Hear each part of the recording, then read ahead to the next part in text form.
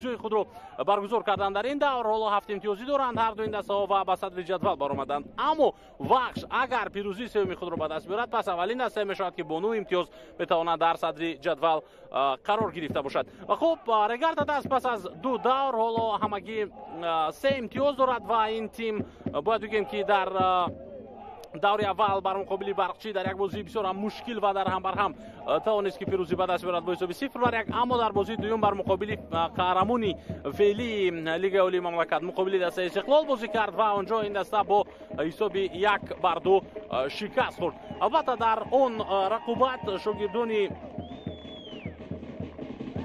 تویرجان مومینوف بازی توجه خوب هم نشان داده توانستند. حتی یکی از بازیگران استقلال در آخرین لحظه های همون رقابت کورت سرخ گرفت و عموما اونجا البته که از پنالتی گلی زده منوچهر جلیلوف گل پیروزی آوری دسته استقلال شد و این دسته با حسابی اخیراً 2-1 بر رگارد دست خوب ظفر یافت. اما اون بازی امیدوار کننده است. اون بازی باری بخش بود برای دسته رگارد دست و تیمی که سال گذشته در جام مملکت توانست مخصوصا دسته استقلال را از پیش روی خود دور کند، توانست که حالا خوب به مرحله پلی آف لیگ چمپیون‌های آسیا بیاید.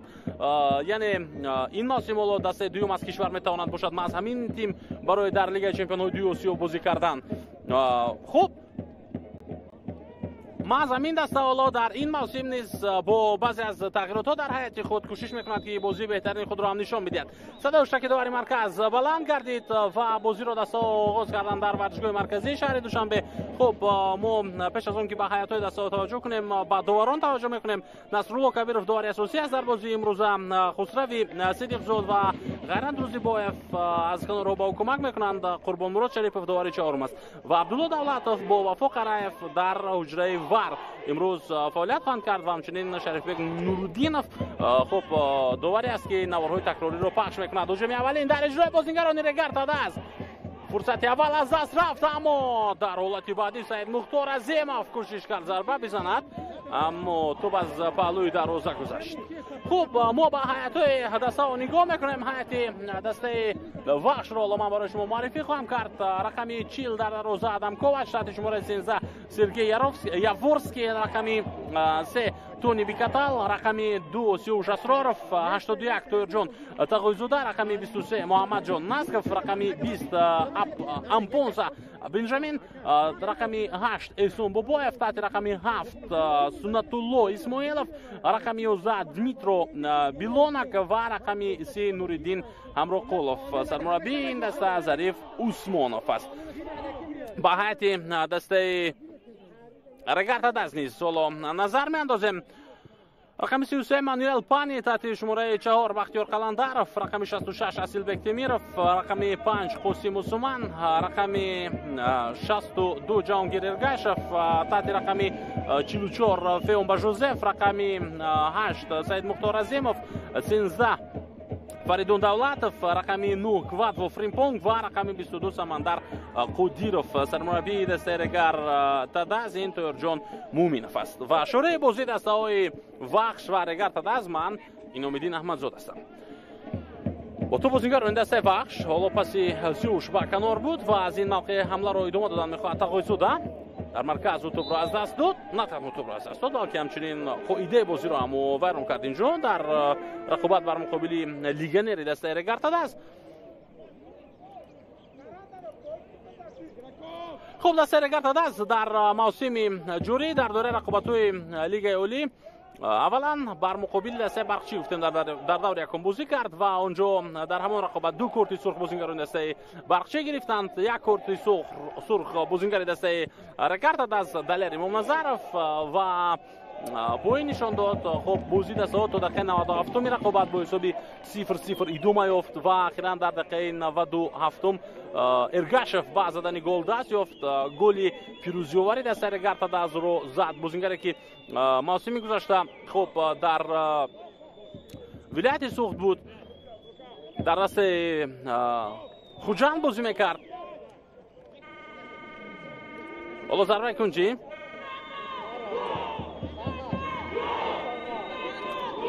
با فایده بازیگران رگارد است.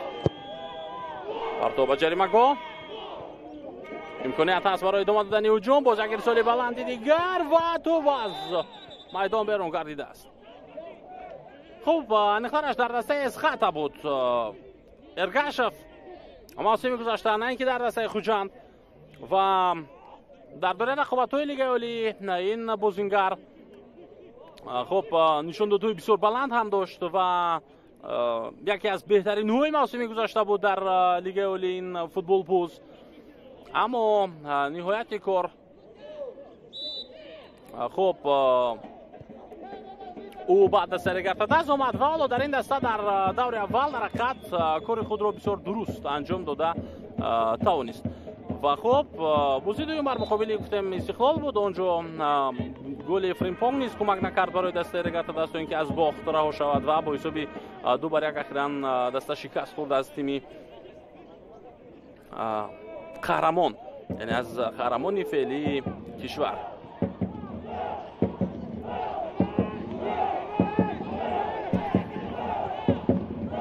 از نو هجوم میگذارم بازیگران دسته رگرفتگی است و عموما یکی از بازیگرانی که هیئت دسته رگرفتگی را مکمل کرد ما از همین ارگاشف بود. هرچند حالا این بازیگر تیم منتخب به حساب نمی رود و در هیئت منتخب در بازی دیده نمی شود، اما به هر حال در لیگ اولی یکی از بازیگرانی است که همیشه تاثیر خوبی خود را برای دستش عموما در نتیجه بازی میتواند که رساند. بوبویف توپ را زده از میدان بیرون کرد و هجوم دسته رگرفتگی از حالا میتواند که ادامه بیابد از زمین. موقع بوبوجانوف با کنج میدان میرود برای توپ را با بازی در آوردن.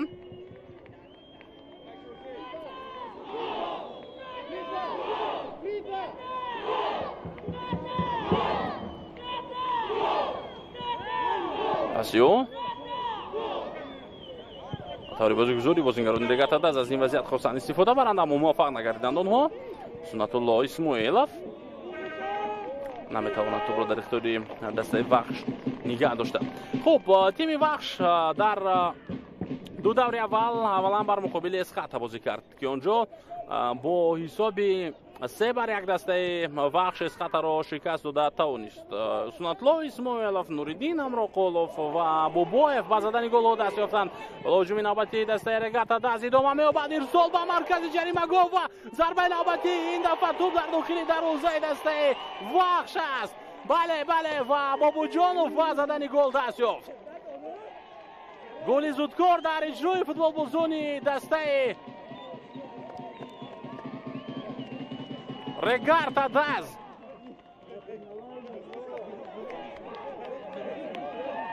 ضربه اول با تیر دروازه برخورد اما ضربه تکراری به توریان وارد گردید.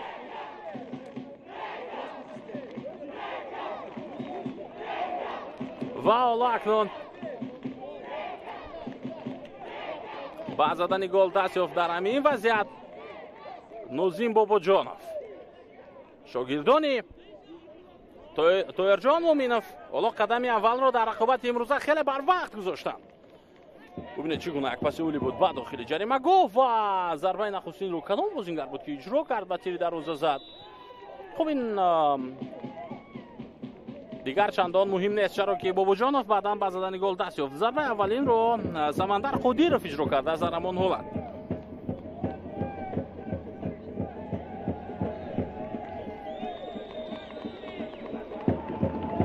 صفر بر یک با فایده دسته رگرفتگی از میشود حساب.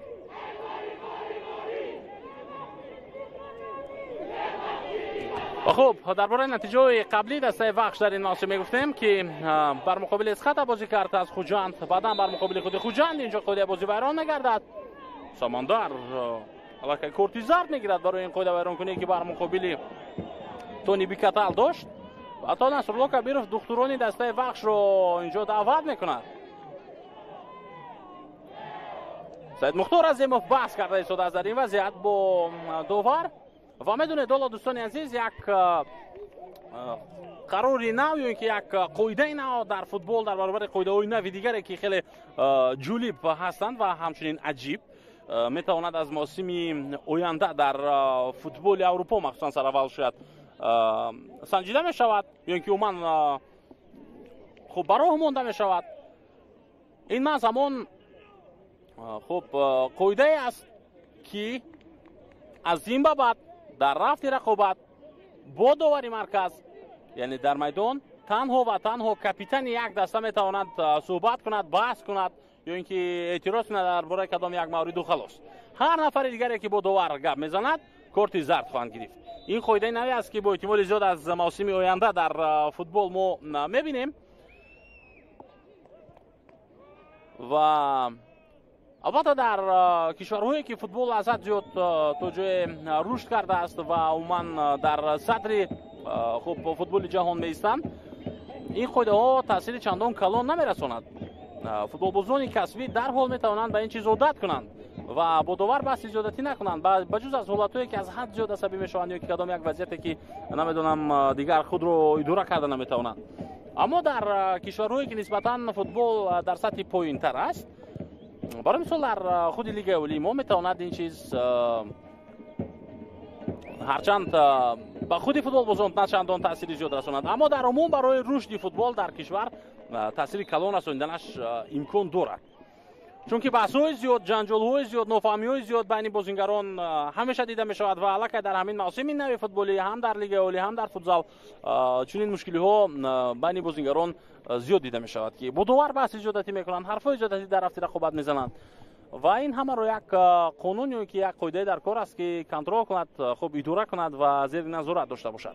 ما از همین چیز یعنی بحث زیادتی در رفت رقابت که نتیجه اون جزا بوده می‌تواند از طرف داور یعنی کارت زرد میتواند داوران رو از این چیز منع کند و خوب خودی بازیگران رو نیخترش از این چیز منع کند و خودی فوتبال بازان علاقه خود دوری کنند از بحث زیادتی و از گفتن حرفای خوب نوجو. حالا تو در اختیار بازیگران وحش. این موسم دسته وحش از جمله تیم هایی است که با هیئتی که دارد البته برای نتیجه های خوب مبارزه میبرند. از جمله همین گونه دسته ها است. خب بعد از اسقاط با خوجند بازی کرده بود دسته وحش، یعنی در دوره گذشته این تیم بر مقابل خوجند بازی کرد و در آن رقابت با حساب 1-2 پیروزی به دست آورد دسته وحش.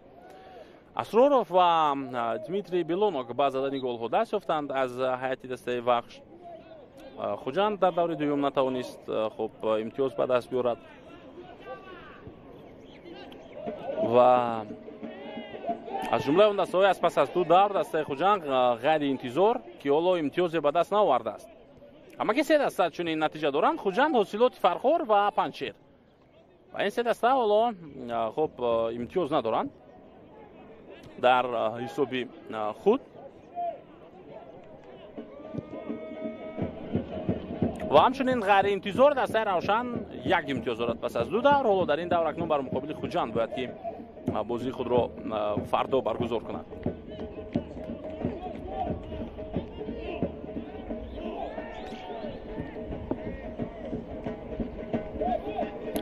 اسرارов to'g'ri va buzdir vardas out.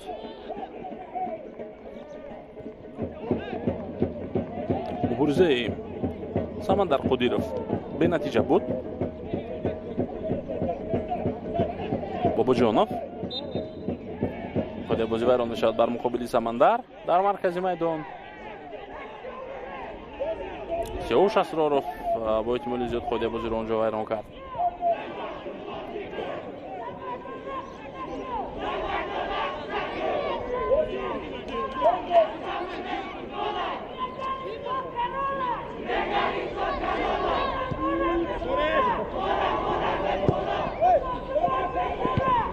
پرتاب به جریمه گاه بود. برطرف می شود این وضعیت. سید مختار عظیمov توپ را به اختیار بازیگران رگات دست برگرداند. پاس به کنار سمندر میتواند که حمله دستش رو ادامه بدهد و نه چندان پاس خوب و موفق برای هم دستهایش، ولی او کوشش کرد که توپ را به مرکز جریمه گاه وحش روان کند.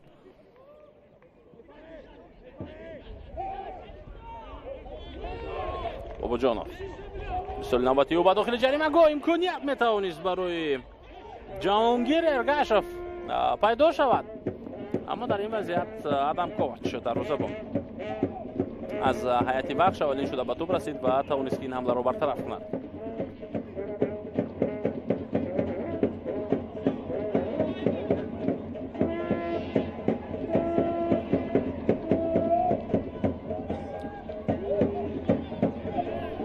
نچندان بازی خوب از طرفی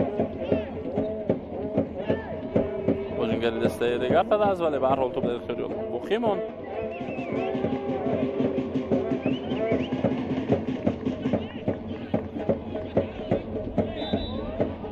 خود بازی بیرون شد از جانب بازیگران دیگر داده است. حالا از وضعیت استانداردی امکانیت به میان میآید اکنون برای بازیگران تیم وخش.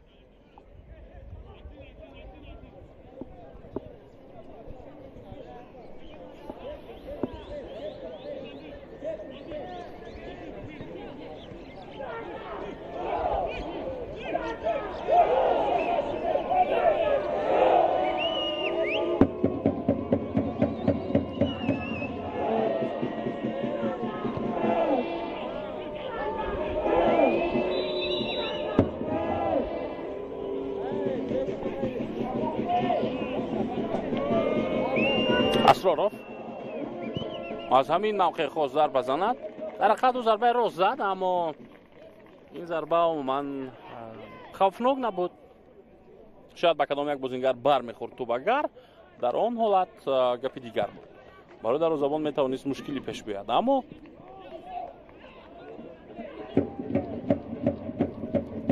ضربه زده بازیگر دسته بخش راست جانبی دستاری دروازه‌بان رفت. خود دسته بخش نیز هیئت خود را مکمل کرد و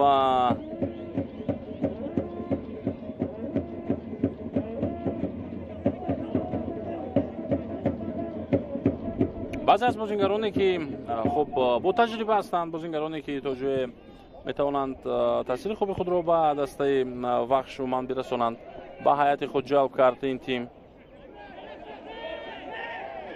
از جمله خود سایچو بزرگ، فتولویف، سیوش اسرارov. خب برجام فتولویف دیگر در هر رسایی که نرود بازیگر هیئت اساسی نیست، بلکه در هیئت احتیاطی باقی میماند، اما بودن او در دسته و تمرین کردن جوانان با او از یک طرف میتواند بسیار خوب باشد. از طرف دیگر خود او وقتی که به میدان میآید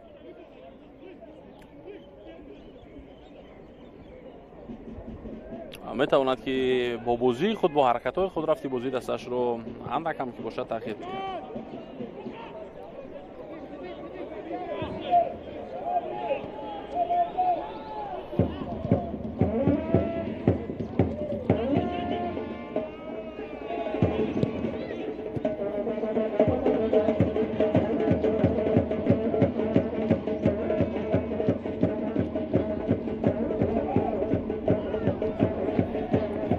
مختار عظیموف خود بازی بیرون شد بر مقابل او.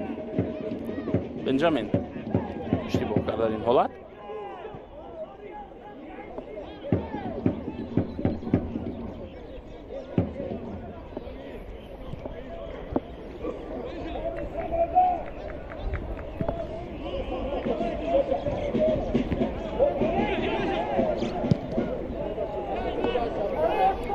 که دقیقه 18 رقابت ادامه دارد، ولی تو این دم تیم وخش در سازمان دادن هجوم عموما فعال نیست. سمندر نتوانست رو در میدان نگه داشته. در پیش چشم کمک دوار اینجا تو از میدان بیرون گردید.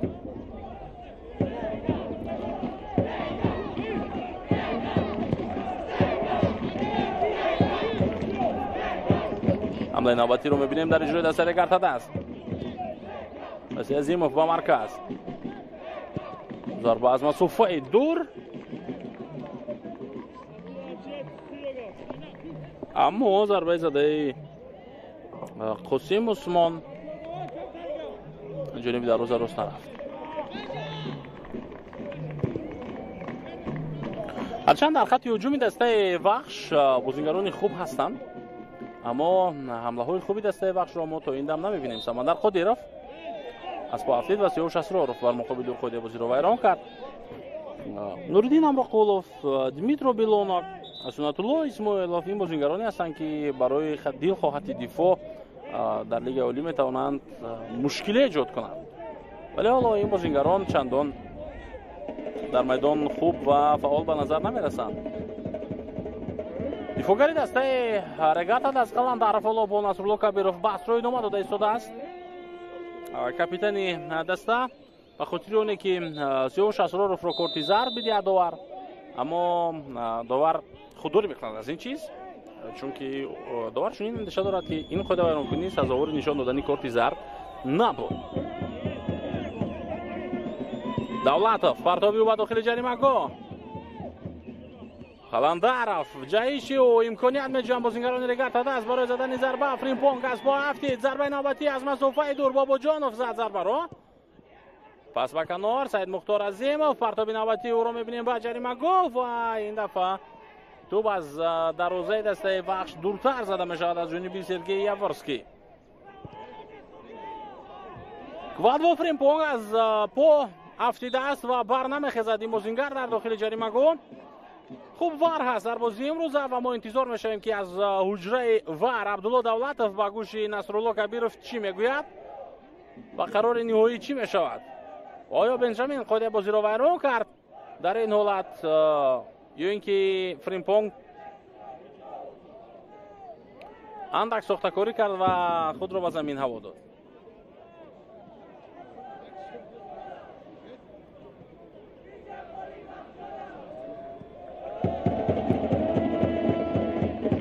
سرمربی دسته رگاتا داز حالا با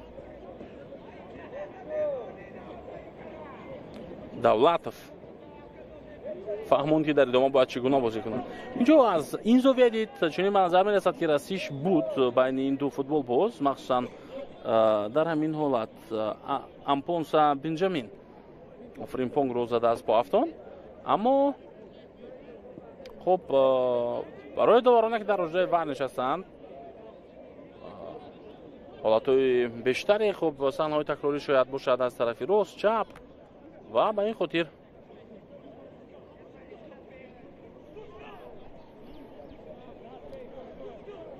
حالا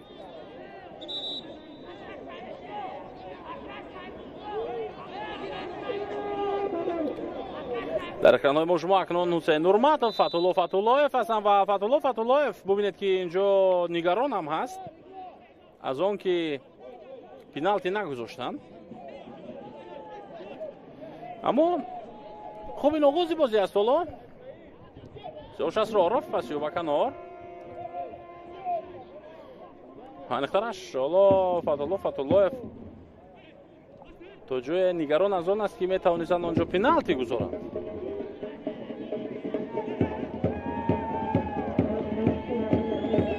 چنین نزدی در روزای دسته او بود و این بازیگر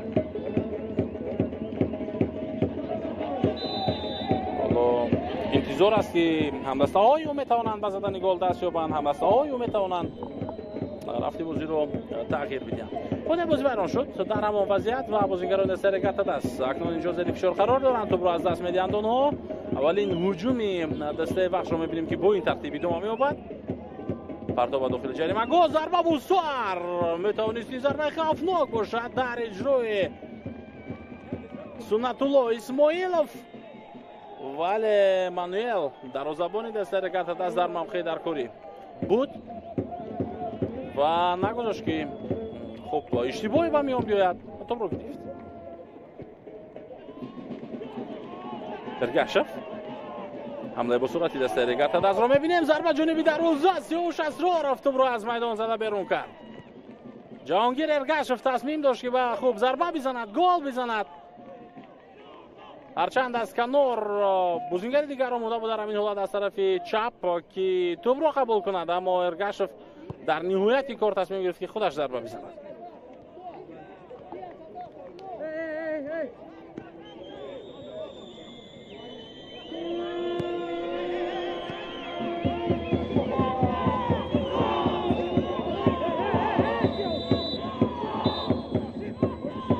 باباجانov باز داشته میشود با این صدایی که از طرف داور بود و نفهم میبینیم بازیگران در داخل جریمه با میان میآید.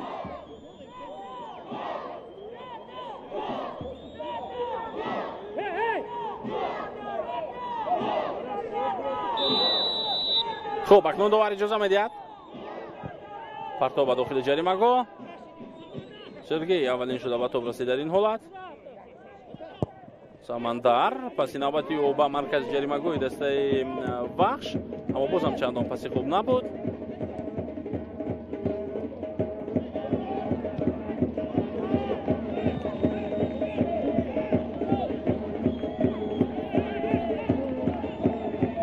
تونی بیکتاو پسی او به اخیر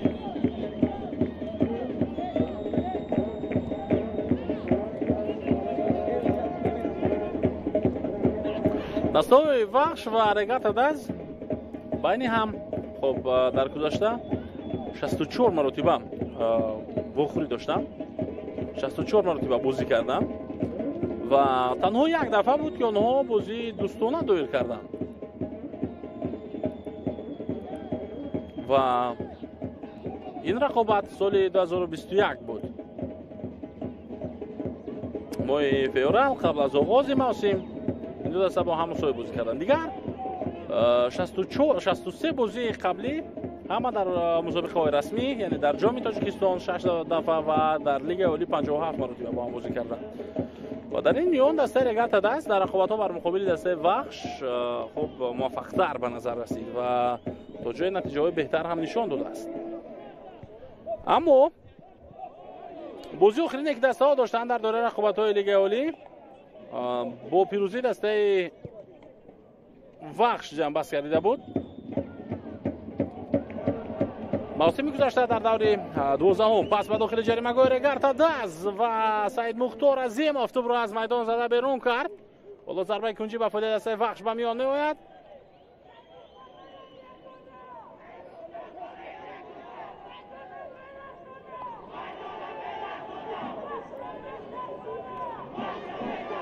Сунатулло Исмоилов омодагӣ дида буд аллакай барои задани зарба, аммо ба о Саид Мухтор Азимов ин иҷозаро надод, ин имкониятро надод.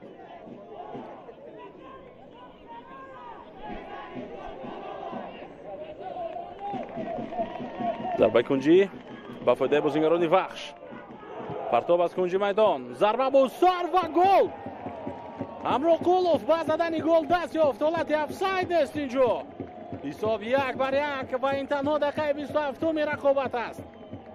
аз оғози бозӣ ин ду даста вақте ки номашон муқобили якдигар қарор гирифта буданд, мо аллакай эҳсос мекардем ки бозии зебо, ҷолиб ва рақобати бисёр ҳам сахтро аз ҳар ду тараф мебинем. ҳамин таврам шуд. дастаи вахше ки то дақиқаи 20 қариб ягон ҳуҷум надошт, аз дақиқаи 20 сар карда ба ин тараф он қадар зиёд кӯшиш карданд бозигаронаш ки ахиран дар дақиқаи 27 ба задани гол даст ёфтанд онҳо. Нуриддин Амроқулов дар бозии имрӯз аввалин голи дастаашро мезанад ва дар ин мавсим дуюмин голи худро аллакай оло ба сама расонд. Сергей аввалин шуда ба топ расид бо сар баъди партобе ки аз кунҷи майдон буд ва Нуриддин Амроқулов пеш гузашт дар ҳамин ҳолат аз Қосим Осмон ва бо сар тӯбро ба дарвозаи рақиб ворид кард. бозам тӯбрабоӣ дар иҷрои Нуриддин Амроқулов, паси на чандон хуби ӯ ҷониби Сунатулло Исмоилов.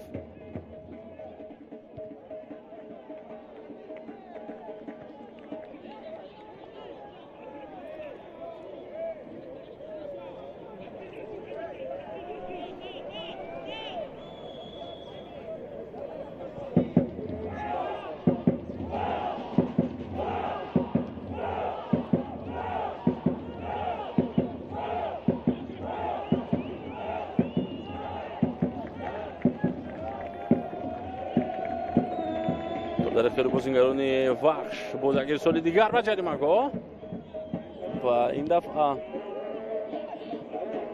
эҳсон бобоев ба топ нарасид. ин Дмитро Билонов. Давлатов тӯбро аз даст дод Тағойзода пас ба марказ Нуриддин Амрохолов. Бозингузори футболбозони Вахшро мебинем. Бозингузори дастаи Вахш гӯё ки пас аз дақиқаи 20 бедор шуданд онҳо. Исмоилов ирсоли ӯ ба хати ҷарима гол ва топ дар дасти дарвозабони Регарта Даз аст. Пан Имануэл ин бор тавонист ки тӯбро дар ихтиёри худ бигирад.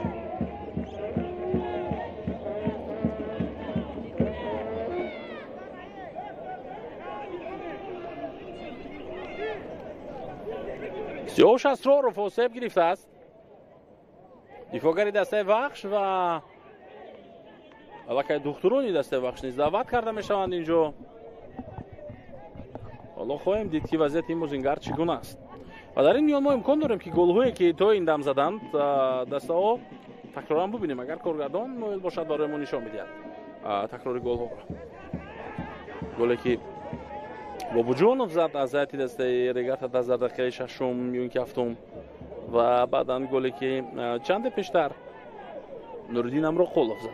Нуриддин Амрохолов ҳамчунин дар ҳайати тими мунтахаб буд дар рӯзҳои фифа пас аз бозии даври дуюм дар лигаи олӣ бар муқобили дастаи Хуҷанд ӯ даъват шуд ба тими мунтахаб ва дар ҳайати мунтахаб бар муқобили дастаҳои Беларус ва ҳамчунин Тимори Шарқӣ дар ҳайат буд ва умуман бозӣ кард. ҳоло голи задаи футболбозони Регарта Дазро мо дигар бора мебинем ва ин ҳам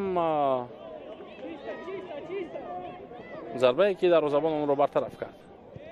хуб, бозӣ давом меёбад. Исмоилов аз марказ ҳуҷуми навбати дастаи Вахш оғоз мешавад. Тағойзода партов ба дохили ҷаримагоҳ.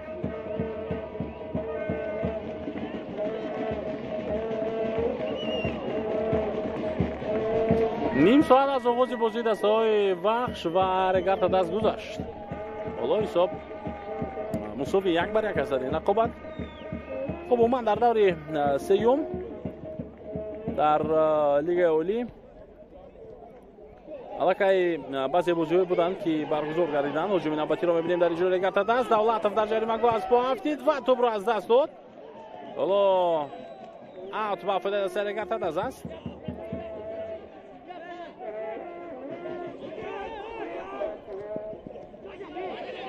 ҷаҳонгир Эргашев ирсоли ӯ ба ҷои даркорӣ нарафт ва дарвозабон тӯбро гирифт. хуб, дар даври сеюм аллакай гуфтем ки як қатор бозиҳо баргузор гардиданд, махсусан дидори дастаҳои клуби марказии варзиши Артиш ва Ҳулбук яке аз бозиҳои ҷолиб шуд, дар ҳоле ки хуб ҳам дастаи клуби марказӣ ва ҳам Ҳулбук ду бозии даври аввали худро бо пирӯзӣ ҷамъбаст карда буданд. ин навбат муқобили ҳам мусови 0-0 бозиро ҷамъбаст карданд, яъне як имтиёзиро тақсим карданд байни ҳам. акнун ба даст овардани 7 имтиёзӣ дастаҳо дар ҷадвал дар ҷойҳои якуму дуюм ҳастанд. аммо вақте ки ҳоло Вахш бозии худро баргузор мекунад, Истиқлол бозии худро баргузор мекунад, метавонанд дастаҳое ки дар ҷои аввал ҳастанд тағйир биёбанд. барои мисол Вахш агар пирӯзӣ ба даст биёрад бо 9 имтиёз, Истиқлол агар пирӯзӣ ба даст биёрад бо 9 имтиёз метавонад дар ҷойҳои якуму дуюм бошад ва яъне мавқеъҳоро аз даст хоҳанд дод клуби марказии варзиши Артиш ва Ҳулбук. аммо боз метавонад ки ҳама чиз дигар бошад ва дастаҳо мавқеъҳоро аз даст надиҳанд. барои мисол худи Вахш дар бозии имрӯз агар шикаст бихӯрад, пас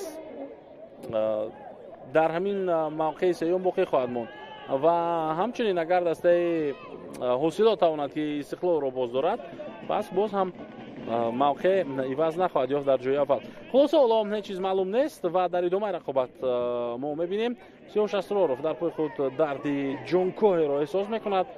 мебинем ки чӣ гуна ӯ аз қиёфааш маълум аст ки сахт пояш дард карда истодааст, аммо кӯшиш дорад ки ҳаракатро идома бидиҳад. дифогари дастаи Вахш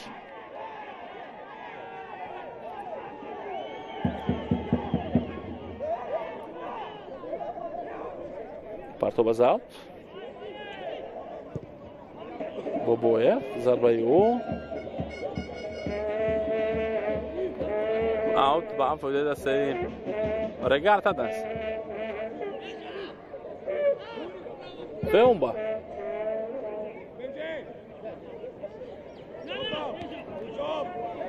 فریمپونگ نتوانست پرتاب فیومبا را بگیرد، قبول کند و دوباره اکنون خود جوزف فیومبا از آوتوب را به بازی می‌دارد. فریمپونگ این بار به اشتباه راه نداد، پس زمینی به داخل جریمه‌گاه و باز هم اوت. جمعیت سرکت دست با واسطه اوت ادامه می‌یابد.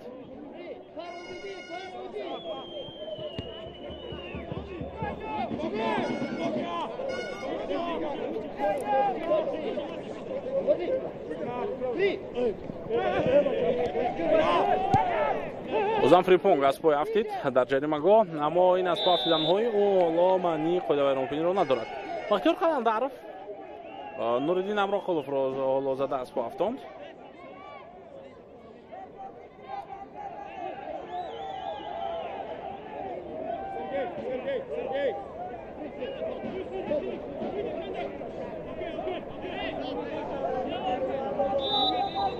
اسرارов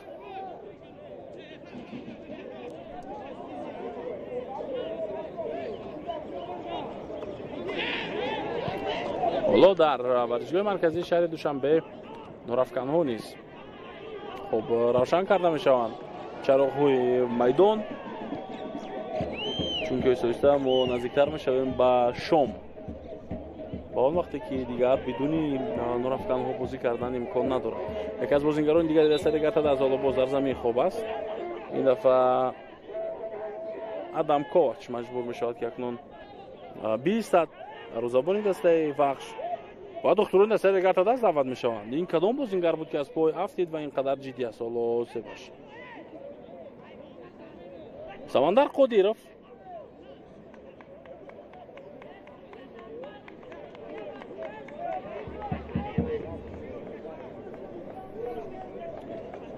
قادیرов حالا با کمک دکتران نیاز دارند. حسین نورمتov وضعیت احتیاطی دسته وخش الک آماده شده است برای به میدان برآمدن و سیاوش اسرارov با احتمال زیاد موقع خود را به او خواهد داد. چند پیشتر ما دیده بودیم که سیاوش اسرارov چگونه برخوردی سخت بود از اینجا. سیاوش اسرارov آسیب گرفته بود. تغییرات اجباری در دقیقه 36 در حد دسته وخش حالا به میان می آید.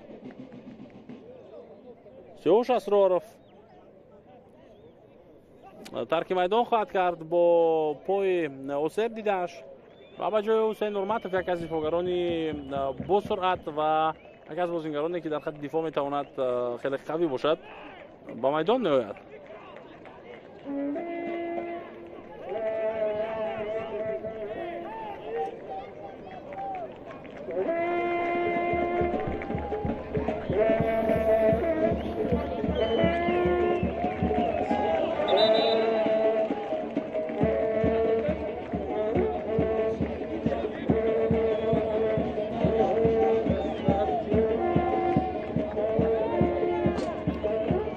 با هجوم بازیگران وخش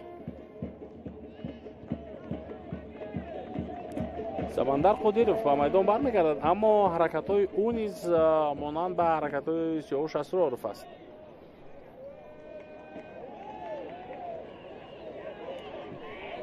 بازیگرانی دسته رگرت دست رو برگردوندن به اختیار خود. به قاعده‌ویرانکنی آنها موفق شدند.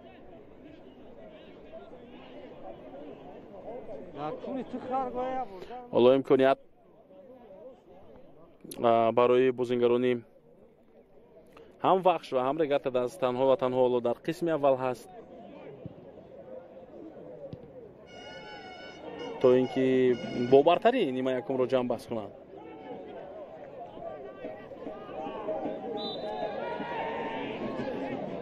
اما تا پایان نیمه اول کدامی از این دو دسته هم به زدن گل دست می‌یابند یا پیشرفت می‌شوند؟ حالا این است سوال اساسی. خب در مورد بازی بین خودی دسته‌های رگرت دست و وخش من بالاتر اشاره کردم که 64 بار با همین دسته‌ها بازی کرده بودند در گذشته. از این 64 رقابت 35 بازی به فایده دسته رگرت دست جمع شده است. 18 بازی به فایده دسته وخش و 11 بازی دیگر مساوی بین این دستا جنبه سردیده است.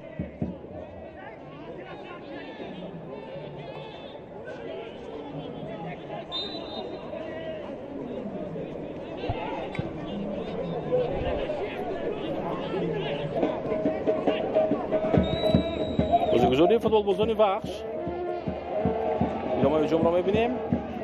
امکانیت برای بن لانگ میتواند برای زدن ضربه پیدا شود. نه، افساید بوده است. دارون پیش از همه حالت افساید را به نوبت میگیرند.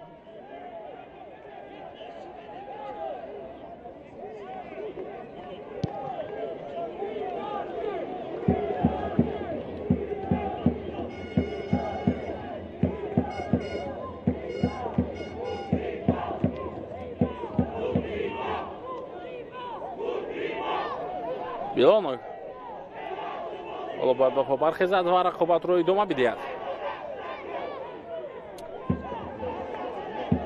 بازی دسته رگرد دست اونجا شاید خود بازی رو بیرون کرد، اما قبلتر از این حالت ها افساید و میان آمده بود و داور افساید به خط گرفته بود. سرعت افزایی نوبتی نورالدین با امرو قلوف برای گرفتن توپ اصیل بکته میرفت. ضربه او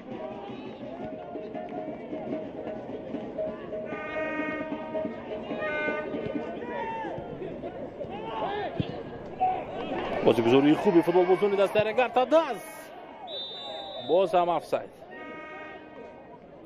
در آغاز خودی بازیگر دست رگرد دست این را احساس کرد که او در حالت افساید است، اما بعدا حرکت را ادامه داد.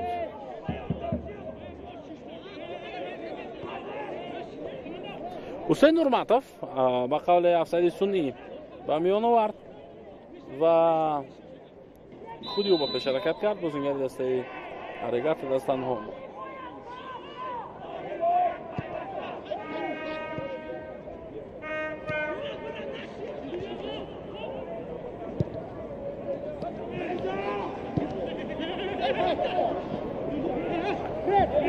مبارزه در مرکز میدان برای گرفتن این توپ ادامه می‌یابد.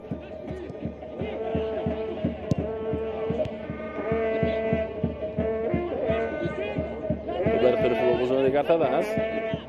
سمندر پرتابیو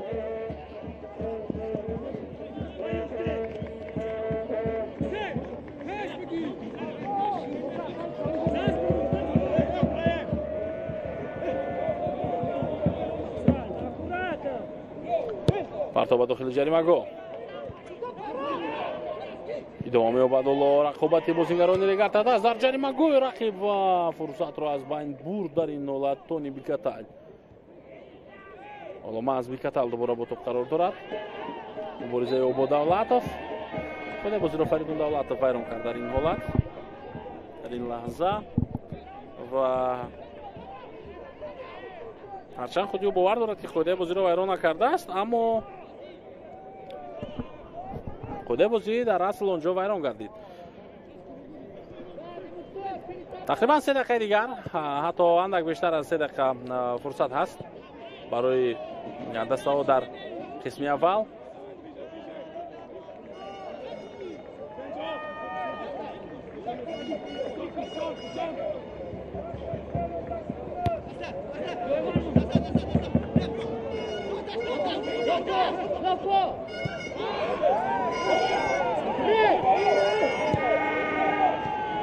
حالا که از بازیگران دیگری دسته بخش از پا افتیده است.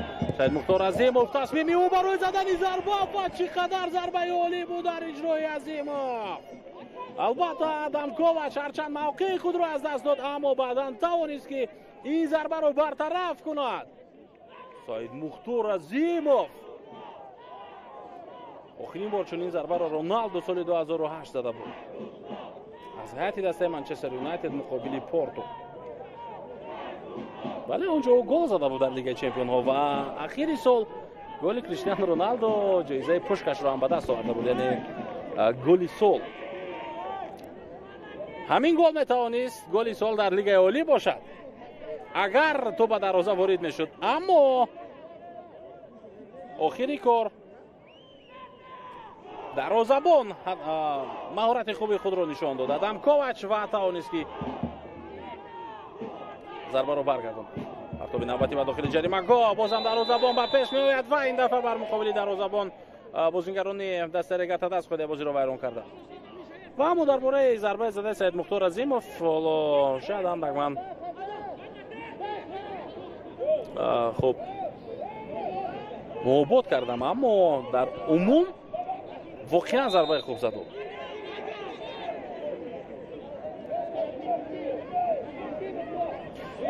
ضربه جریمه‌ای با فایده بازیگران دسته رگرتا دست ادامه می‌یابد. هجومی دسته رگرتا دست ارگاشف پس او فریمپونگ بود که نتوانست رو در اختیار خود بگیرد. بازم اوت، بازم با فایده بازیگران رگرتا دست.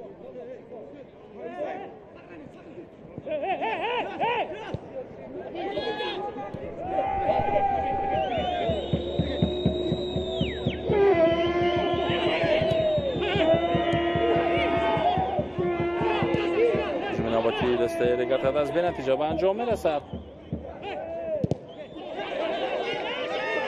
ببینید که چگونه پرسینگی بازیگران رگرتا دست بلند است. همه طرفا کوشش کرده ایستادن تا اینکه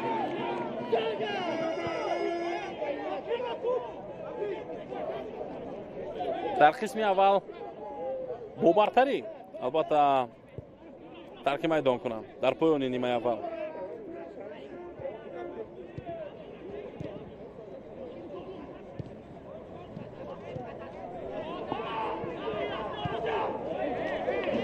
خب 3 دقیقه اعلام شد به قسم یکمی بازی دسته‌های وخش و رگرتا دست.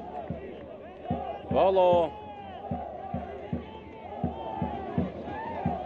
حساب 1-1 است، اما بازیگران رگرتا دست خیلی زیاد جهد و تلاش کرده ایستادند و در هجوم باقی ماندند. در همین وضعیت میرفت پس نوبتی او به خط جریمه گاه قلندرов با یک ضربه خطوب رو به نزد دروازه آدم کوواچ روان کرد، اما دروازه‌بان بیکار نایستاد و توپ رو در اختیار خود گرفت. در این حالت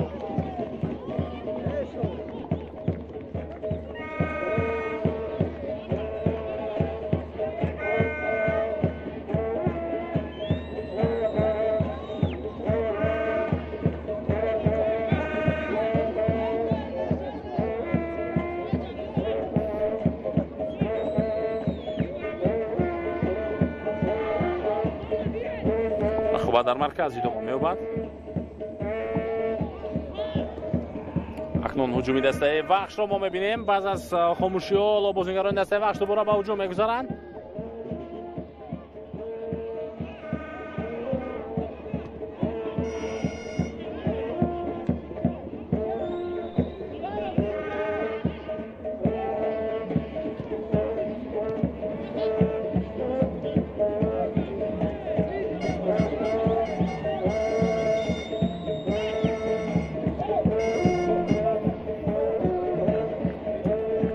امراخولов сурат афзоии ва муборизаи ӯ то охир барои гирифтани топ буд, аммо феомар жозеф пеширои ӯро гирифт. дар ин ҳолат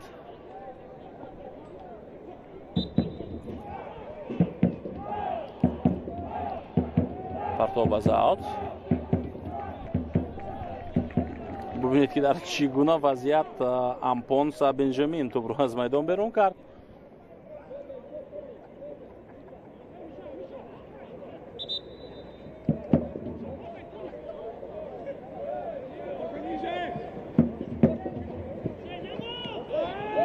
самандар қудиров муборизаи ӯ, аммо дар рақобат бо ҳусейн нурматов натавонист ки барои гирифтани тӯбу муваффақ шавад. ходебозӣ бар муқобили фримпонг вайрон гардид. сергей яворский ходебозиро вайрон кард ва ин охирин фурсати футболбозони регарта даст аст дар қисми аввали рақобат. вазъияти стандартӣ ҳама бозингарон бояд ба ҷаримагоҳ бираванд. ҳоло ин албатта ҳарчанд қисми аввал аст, аммо бо бартари нимаи аввалро ҷамъбаст кардан метавонад дар оғози қисми дуюм бисёр кӯмак кунад ба бозингарони дастаи регарта даст.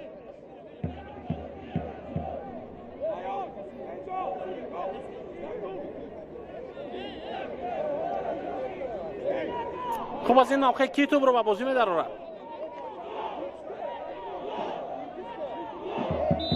садошакдовар نازیم نه давлатов буд зарбаи тӯбдорию ва тӯб рост ҷониби дароза нарafт. хуб акнун 3 дақиқа илова карда довар низ ба поён расид. садои штаки довар баланд гардид. қисми якуми бозӣ дастаҳои вахш ва регартад аз мусови 1-1 бо голҳои задаи бобоҷонов ва нуриддин ҳамроҳқулов ҷамъбаст шуд.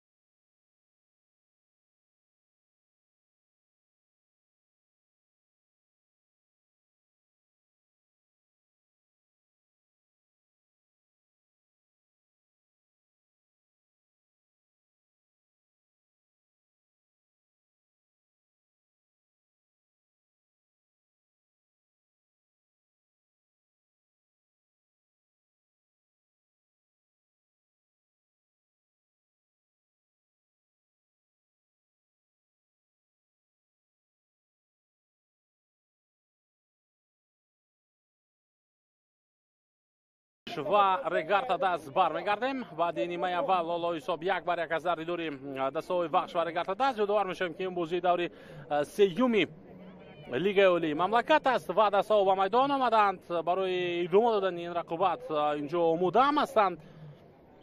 садоша ки довар баланд мешавад дигар бор аз маркази майдон ва дастаҳо бозиро шурӯъ карданд акнун дар варзишгоҳи марказии шаҳри душанбе дар қисми дуюм. ёдовар мешавем ки дар нимаи аввал дар дақиқаи ҳафтум нозим бобоҷонов аз ҳайати дастаи регарта даст ба задани гол даст ёфт. баъдан дар дақиқаи 27 бошад нуриддин ҳамроқулов баъди иҷрои як зарбаи кунҷӣ бусартобро ба дарвозаи пани мануэл яъне ба дарвозаи дастаи регарта даст ворид кард ва ҳисоб баробар шуд 1-1. хуб қариб буд ки дар поёни қисми якуми майдондорӣ ҳисоби бозӣ метавонист тағйир биёбад ба фоидаи дастаи регарта даст, аммо онҷо зарбаи бениҳоят хуб иҷро кардаи саид мухтор азимовро дарвозабони дастаи вахш адам ковач баргардонд ва ҳисоби 1-1 бо шарофати сейви анҷом додаи дарвозабони дастаи вахш боқӣ монд. сергей қоидаи бозиро вайрон мекунад дар маркази майдон бар муқобили фримпонг ва имконият барои бозингарони регарта даст аллакай дар оғози бозӣ ҳаст ки аз вазъияти стандартӣ истифода кунанд. партоби ҷаҳонгир эргашев рост ба дохили ҷаримагоҳ ва топ дар дасти дарвозабон аст.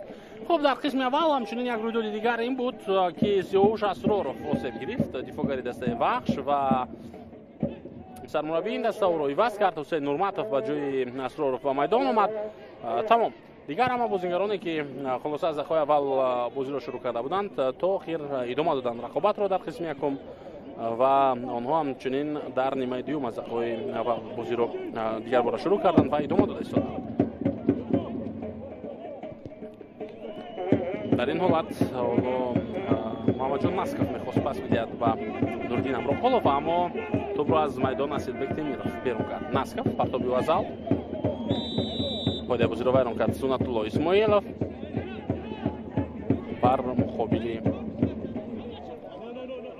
бозингари хати дифои дастаи регарта даст. хуб ба ҳайатҳои дастаҳо мо дигар бора таваҷҷӯҳ мекунем. адам ковач рақами 40, рақами 13 сергей яворский, рақами 3 тони бикатав, таҳти шумораи 81 тоёрҷон тағоизода, рақами 23 муҳаммаҷон насков, рақами 20 ампонса бенҷамин, таҳти шумораи 8 эҳсон бобоев, рақами 7 сунатулло исмоилов, рақами 11 дмитро билонак ва рақами 30 нуриддин ҳамроқулов, рақами 19 ҳусейн нурматов, сармураббии дастаи вахш зариф усмонов. ҳайати дастаи регарта даст ро низ ман барои шумо ҳоло инҷо хоҳам гуфт. пани мануэл 33, рақами 4 бахтиёр қаландаров, 66 асилбек темиров, рақами 5 қосим усмон, рақами 62 ҷаҳонгир эргашев, таҳти шумораи 44 жозеф феомба, рақами 8 саид мухтор азимов, 13 нузим бобоҷонов, таҳти рақами 11 фаридун давлатов, рақами 9 квадво фримпонг ва рақами 22 самандар қодиров. тоёрҷон уминов сармураббии дастаи регарта даст ва насрулло кабиров довари марказ дар бозии имрӯза.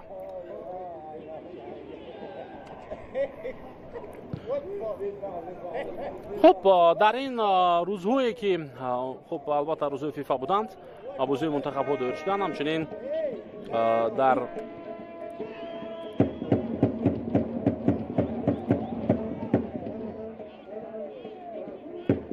як ҷаласае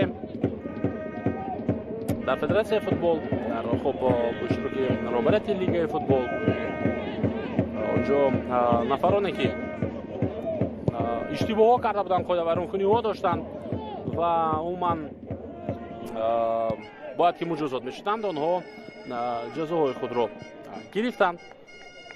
алалхусус аз ҳайати дастаи регарта даст агар мо нигоҳ кунем, хуб бозингари ин даста далер имом назаров ҳоло дар баробари ин ки аз ду бозӣ маҳрум гардид, ҳамчунин 500 сомони дигар муҷозот шуд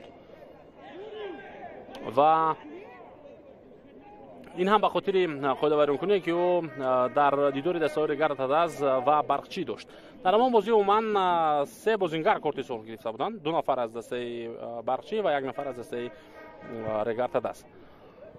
хуб ба ин хотир ин бозингар حالا مجازات شد، دو بازی دست رو از دست داد. این خب البته یک مجازاتی معمولی که برای بازیگر میتواند باشد و مجازات دیگر این که همچنین جزای خب پولی به قول برای این بازیگر معین شد و 500 تومان دیگر همچنین او جریمه شد.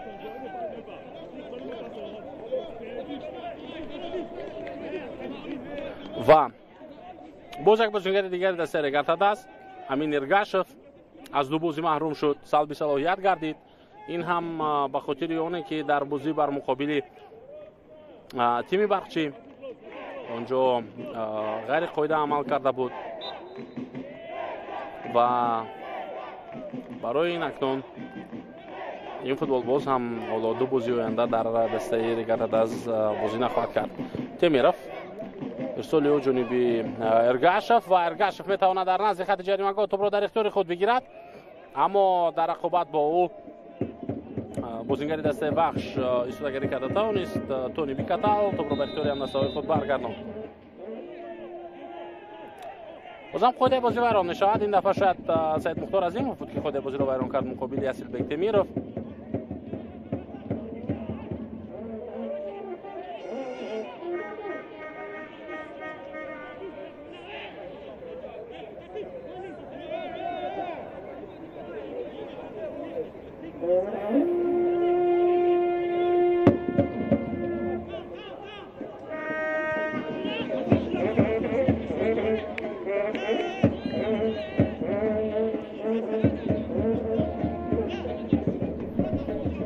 خب اکنون رقابت دوام می‌یابد.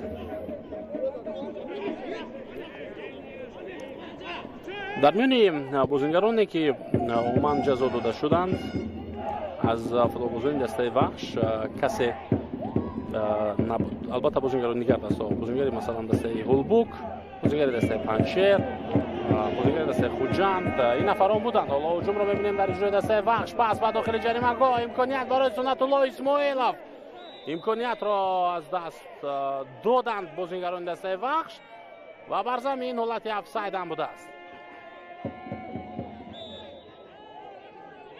حوصله رسیدگی زاد. حالا کمکدار کناری در این لحظه حالت افساید را اشاره کرد.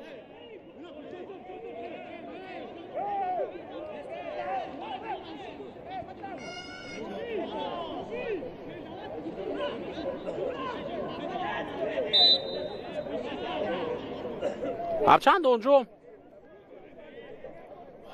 دوور نخواست که دخالت کند به رفت حمله و باید که البته از روی قاعده فوتبال باید که هجوم رو ادامه میدادن بازیگران دسته وحش تا اونجا که معین گردد حالت افساید و وقتی که کمکدار برقچه خود رو برداشت اخیراً داوری مرکز این صداشت خود رو بلند کرد. نوبسته از این سنت الله اسماعیلوف امکانیت رو اونجا از دست داده بود.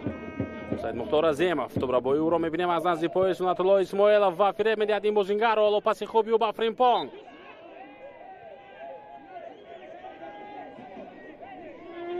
قاعده بازی ویران نشد. بازم بر مقابل فریمپونگ قاعده بازی ویران گردیدن همین حالت.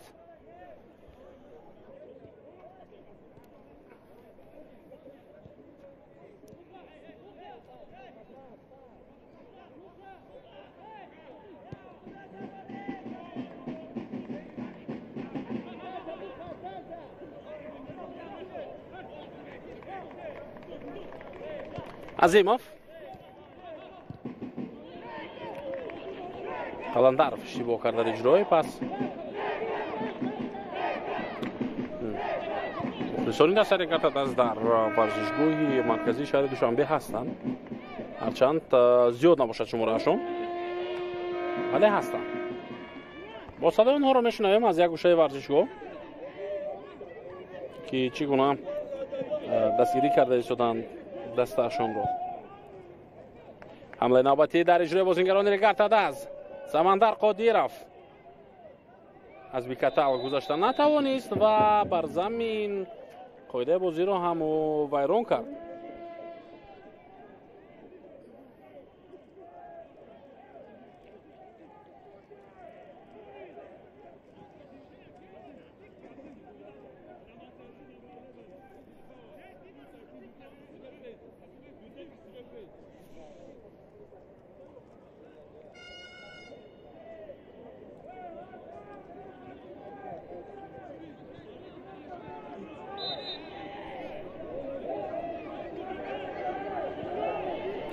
اکنون رقابت ادامه می‌یابد.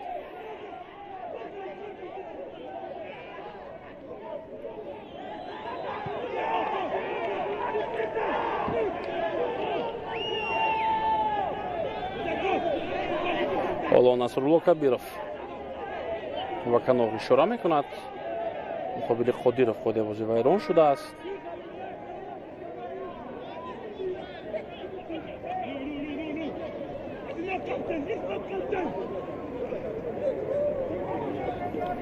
و دکتران در سری کارت است درحال با کمکی این فوتبال باز می آیند.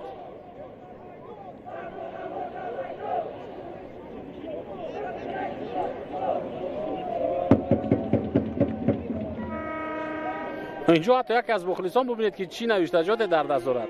از فدراسیون فوتبال تاجیکستان خواهش آن را دارد که فتح‌الله را به تیم منتخب دعوت کند. عجب. فتح‌الله البته زمانی بود که در هیئت منتخب تاجیکستان به طور ارزنده و شایسته بازی میکرد.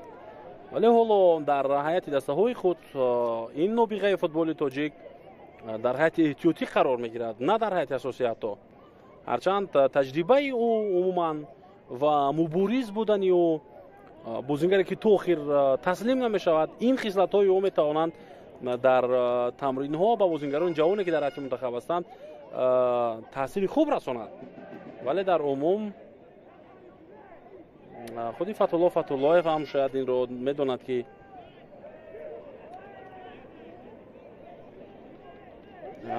همین شب و روزها بازی او البته در سطح تیم منتخب نیست. هرچند آنجا ما از وقت بازیگرانی رو هم می‌بینیم که شاید برای یک بازی، شاید برای دو بازی، یعنی در یک وقت معین حتی در سطح فتح‌الله که همین حالا هست بازی کردن نمی‌تواند.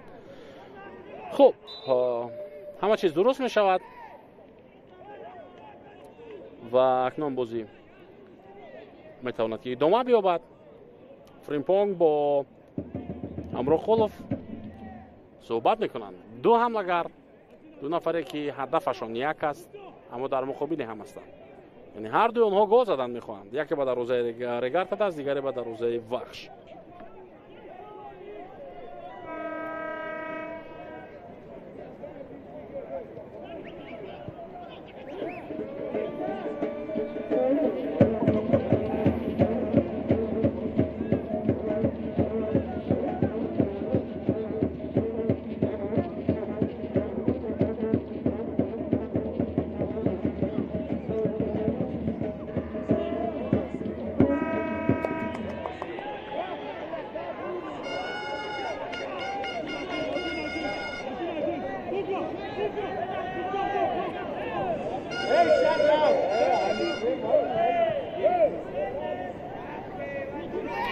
هجوم نوبتی دسته رگارت است.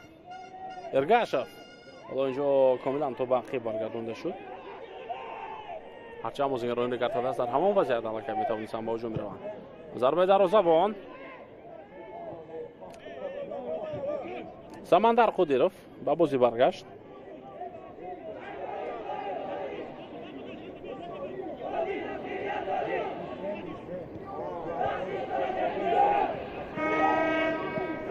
بیکاتال پاسیو با آدم کوواچ.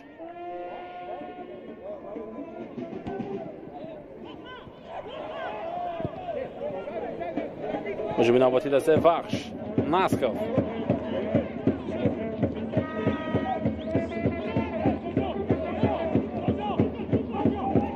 با مشکلی بازیگران دسته وحش رو در اختیار خود نگه می‌دارند. حالا پاس بیکاتال رو ما می‌بینیم. بله با محمد جان ناسکوف پاس داد و وزیر فشار بازیگران دسته وحش ترش خودش رو رها کرد.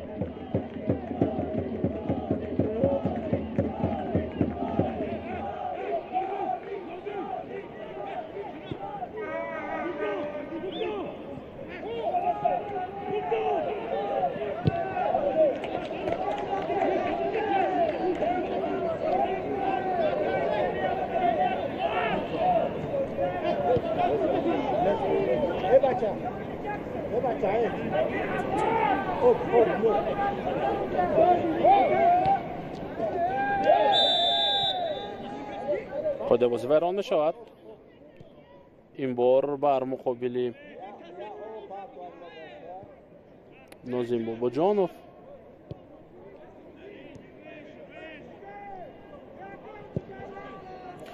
حالا تا دقیقه 60 رقابت در قسم دوم دسته ها اصلا در مرکز میدان در هجوم چندان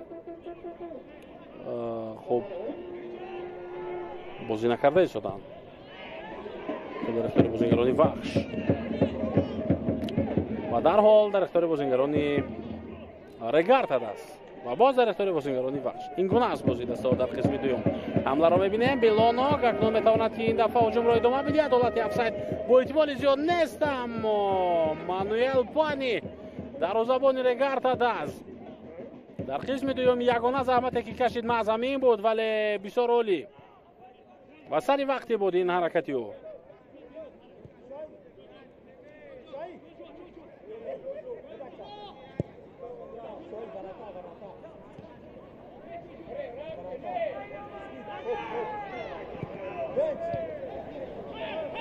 Ergashev پس او با دولتов با کنار. سید مختار عظیمov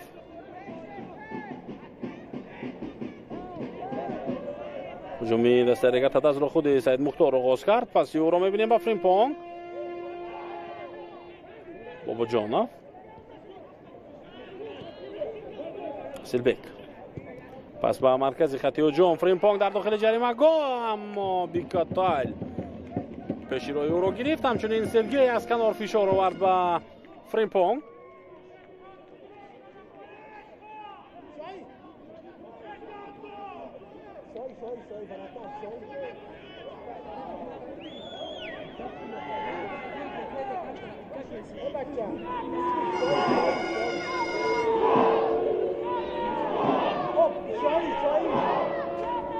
پرتاب از کنج میدان. فرصت برای زدن ضربه نیافتن بازیگران دسته رگارتاد است و عکس الحمله دسته وحش را اکنون می‌بینیم. سرعت افزایی نوریدین امروقولوف، اما اسیلبک تمیروف توپ رو از میدان در آن لحظه زده بیرون کرد.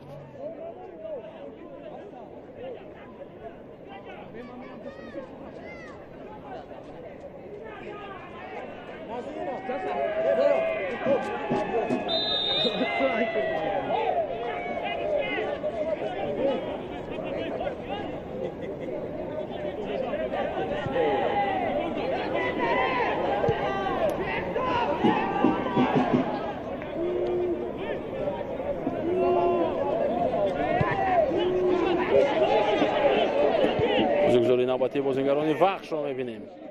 ناسکوف تماما در جای دیگر بود، اما همدسته او توپ را اصلا به موقع دیگر رو کرد و این باعث شد که هجوم نوبتی دسته وحش باز هم به نتیجه به پایان برسد.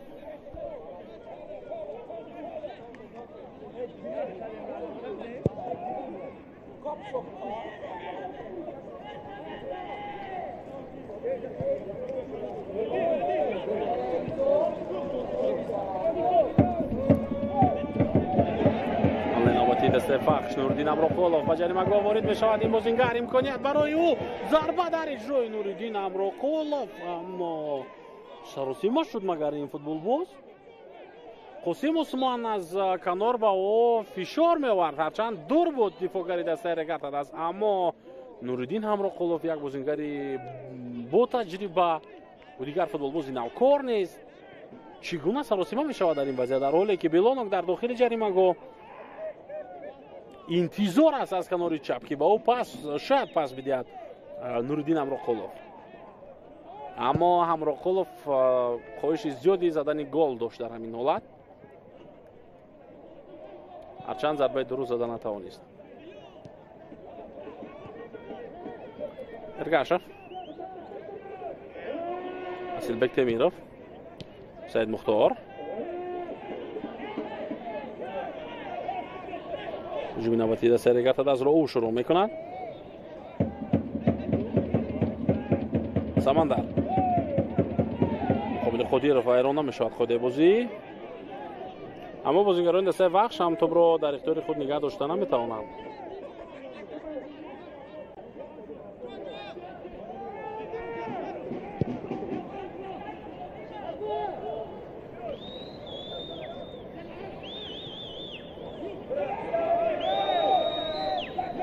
حمله نوبتی دسته وخش. دمای هجوم رو میبینیم. پس به داخل جریمه‌گاه بلانک انتظار بود توپ رو، اما بختیار قلندر در چنین وضعیت، در چنین حالت اصلا اجازه نمیدهد.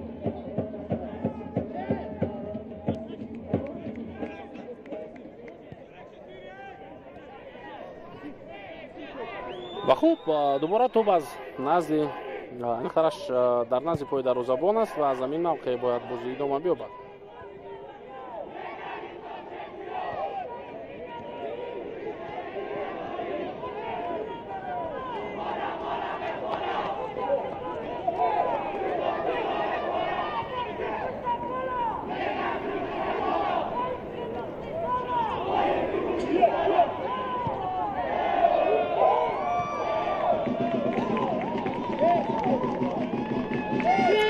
در هجوم باقی میمونم بازیگران دسته رگاتا دست. تیمیروف توپ رو از حد زیاد دور سر داد و این باعث بر آن شد که هجومی دسته رگاتا دست به نتیجه جمع بسته گردد.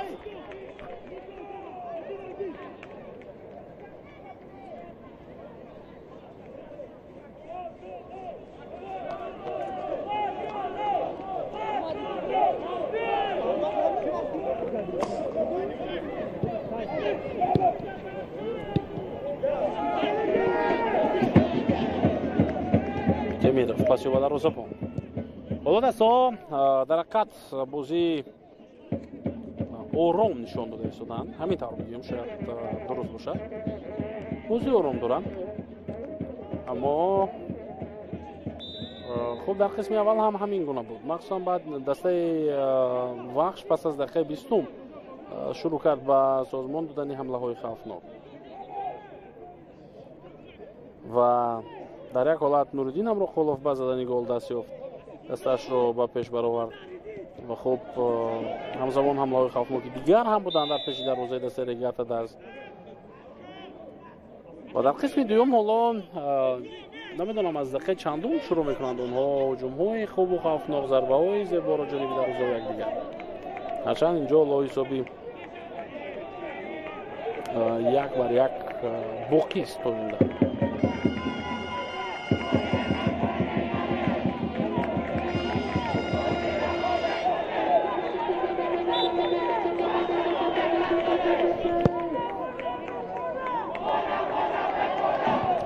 مبارزه در نیمه میدانی دسته وخش ادامه دارد. توپ در اختیار دروازه‌بان است. عزت احتیاطی دسته رگاتا دست بازیگران مدام شاید برای به میدان برآمدن و این فوتبال باز تحت شماره 47 شیرزاد محمدیف است. یکی از بازیگرانی با مهارت دسته رگاتا دست. موسم گذشته و نقش خوب بازیده بود در نتیجه های در کاری که دسته رگاتا اخیراً به دست آورد.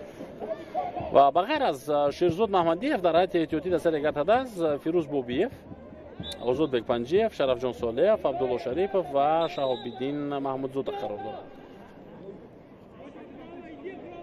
حالا اینجا تغییرات اکنون به میان میآید. جهانگیر ارگشف تحت شماره 62 از میدان گرفته شد و او موقع خود را به شیرزاد محمدیف میدهد در ادامه رقابت.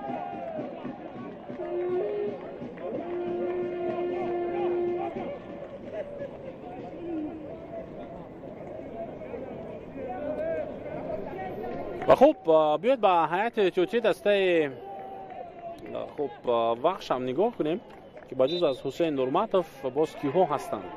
حسین نورماتوف البته دفاعگری است که در قسم اول 36 رو روی وست کرد. دفاعگری دیگر رو بازیگری که اوسف گرفته بود. و بغیر از حسین نورماتوف در هیئت احتیاطی دسته وخش محمد عبدالهادف است، علیشیر براتوف قرار دارد، سعید شابوزور، فتحالله فتحالله، سنتالله عزیزов، شهزاد دولتov و اما سرمربی دسته وخش ظریف عثمانov کای کی تغییرات نوبتی رو انجام میدهد حالا برای ما معلوم نیست.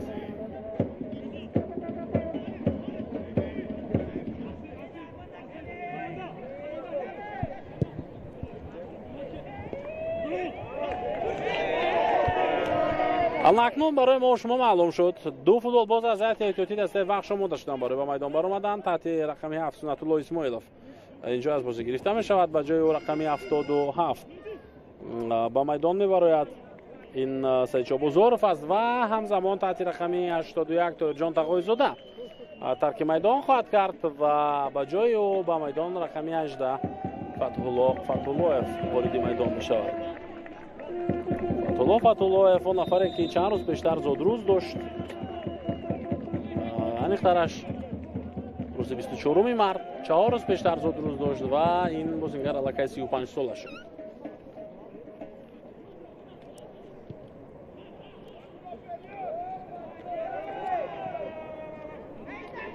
و سری انتخاب کردن رقم 18 نیز از طرف فتح‌الله خب چند پیش گفته شده بود از طرف خود فتح‌الله او البته با یکی از نابغه‌های فوتبال در تاریخ فوتبال پیروی میکرد در بازی‌های خود و به این خاطر بود که میخواست البته مانند شود با روبرتو باجو. خود بازیبران گردید برخوردی اندک سخت در کنار میدان به میان آمد و بختیار قلندر فولو کارت زرد میگیرد. دفاعگری دسته رگارتا است.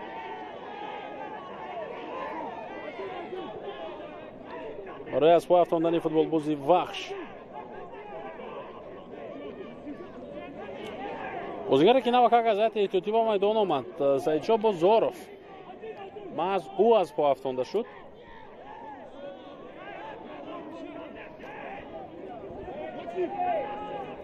والا فتح‌الله فهموده است برای توپ را از این موقع به بازی آوردن.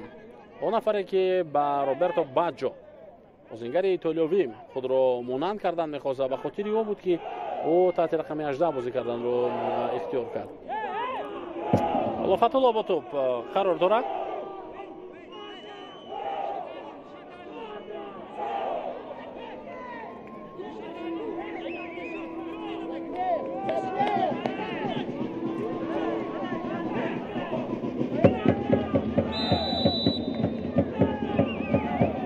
دوستان فتح‌الله و شاید ضربه کنجی برای بازیگران وحش به میان بیاید. بله ضربه کنجی است. نصرالله کبیرов اشاره میکند به کنجی میدان و بازیگران وحش اکنون اینجا از وضعیت استانداردی میخواهند استفاده برند. بعدی به بازی آمدن حالا فتح‌الله در هیئت دسته وحش وظیفه خوب اجرا کردن ضربه جریمه‌ای را دارد. از ضربه کنجی همون چندان پاس خوب انجام دادن نتوانست در این حالت، اما ادامه می‌یابد هجوم دسته وحش. امکانیت برای ناسکاف پرتابی او و در لحظه اخیر فهم به توپ رسید در حالی که فتح‌الله فهمودگی دیده بود برای زدن ضربه.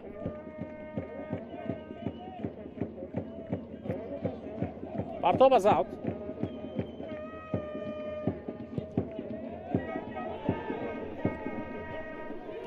توپ در اختیار بازیگران دسته رگارتا داز.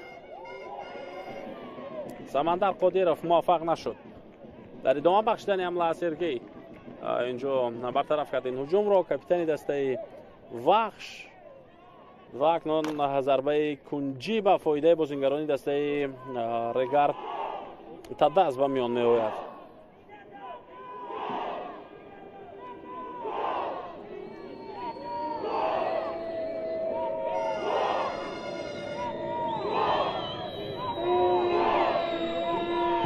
توپ جریمه ضربه دولتوف توپ از میدان بیرون کردید.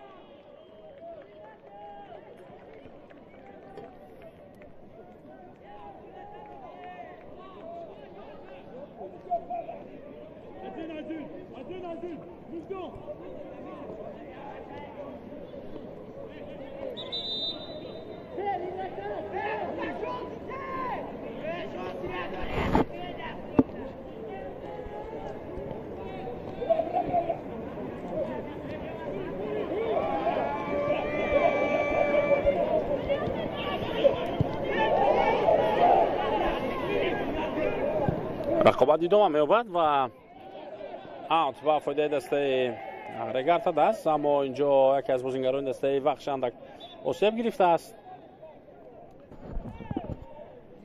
و این میتواند یک مدت معین رو خوب در بر بگیرد و وقت خوب تلف یابد. محمد جان اسکف در مبارزه برای گرفتن توپ با اندک آسیب گرفت، اما به هر حال میتواند ادامه بدهد رقابت رو. بازم توپ در اختیار بازیگران رگارتا است.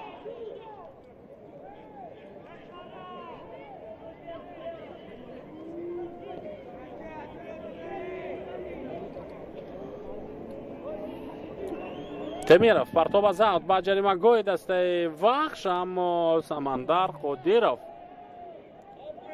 نخواست و نگذاشت که توپ تا نزدیکی دروازه وخش برود. سری وقت توپ را از میدان زده بیرون کرد، هرچند خودی او بازیگر دسته رگارتا است.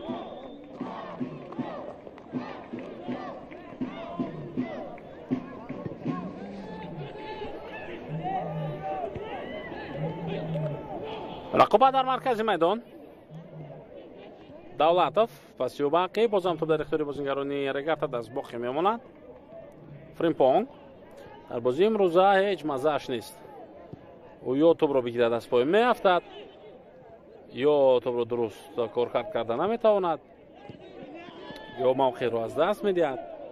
سیلوک تمیرov توپ را دیگر بار به اختیار بازیگران رگارتا است برگرداند، پس با بابوجانov حرکت با مرکز در اجرای نازیم بابوجانov پس او با داخل جریمه گاه، اما در این فرصت ببینید که سمندر قدیرov و من در جای در کاری و در موقع در کاری و در وقتی در کاری پیدا شدن نتوانست.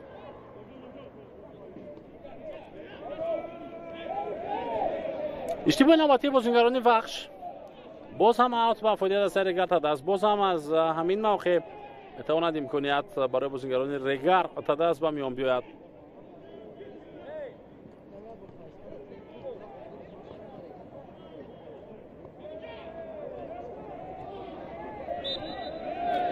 قاعده بازی برانه شود، این بار نزدیکتر به جریمه گاه دسته وخش و سمندر قدیرov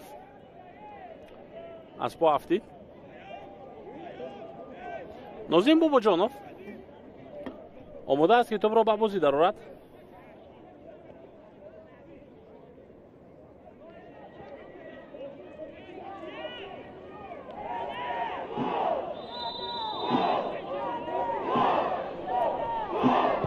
ارسال به جریمه گاه نه عیناً تا ضربه راست جانب دروازه بود و دروازه‌بان توپ را گرفت.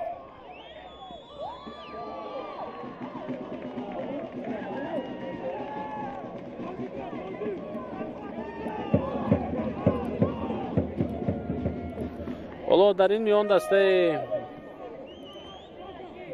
رگارتا است امسال در کف میان باشگاه‌ها نیز شرکت خواهد کرد. گفته می شود که بازی‌ها در کشورهای قرقیزستان و ازبکستان دایر می شوند و از کشور ما دسته‌های استقلال و رگارتا در این مسابقه شرکت خواهند کرد. خب از کشور ایران، ازبکستان، ترکمنستان، قرقیزستان و افغانستان دسته‌ها باید در این مسابقه شرکت نمایند و خب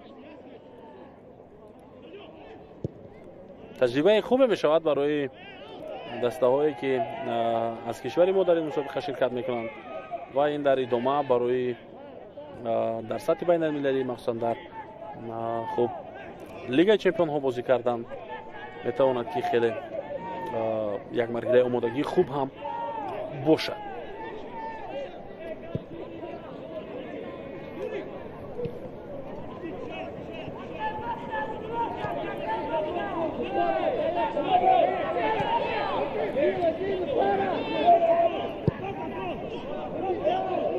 کوشش نوبتی بازیگران دسته رگارتا است باز هم به نتیجه بود و آدم کوواچ در روزابونی وخش توپ را در آن حالت گرفت.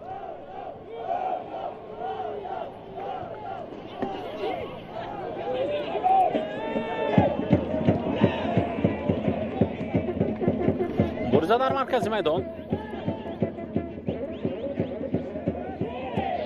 باباجانов از با افتیدا توپ را از دست داد. بر مقابل وی قاعده بازی ویران نگردیده بود در همان حالت.